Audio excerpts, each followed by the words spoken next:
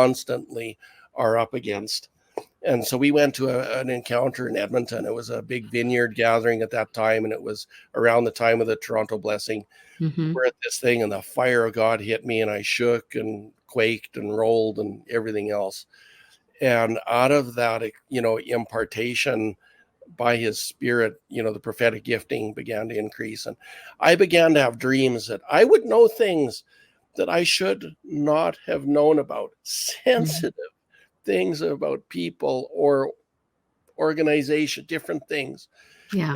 And this one time we were in a church, and they were really uncomfortable with the physical manifestations that I would get, the shaking and all that. Mm-hmm. And so the leadership, they loved us, and they said, for your protection, when that starts to happen, if you could please just step out of the sanctuary. We don't want you to be a disturbance. We don't want you to be attacked. We just want to protect you. And so we respected that. I mean, we know the importance of coming under authority and all of that. So at any rate, I started to shake. I left the building, and I'm walking around the church praying. And as I walked down this one hallway where the church offices and stuff, were, I mean, this is going to sound crazy, but it's the honest to God truth. As I would walk past a particular door in that hallway, I would be knocked off my feet, and I would be standing on my head with my toes in the air, my eyes like this, and I'm going, Lord, what's going on here? Mm-hmm. And I would be there for a few minutes, and the Holy Spirit would be pouring on me. And Lord, what's going on? And so I walked back and down this hallway every time. I did this 4 or 5 times.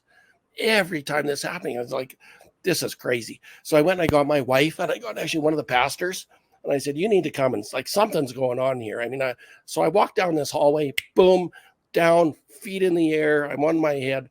Well, this pastor, he kind of freaks out. As it turned out, there were some things that were going on that surfaced shortly after that weren't good, had to be dealt with.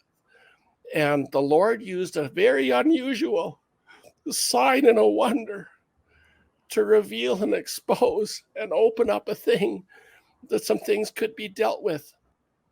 And so sometimes he brings us into these places that are very awkward. And in your intellectual mind, you cannot discern things of the spirit. Spiritual things they have to be discerned by a spiritual discernment, not by an intellectual, process to try and figure out what's going on. Yeah.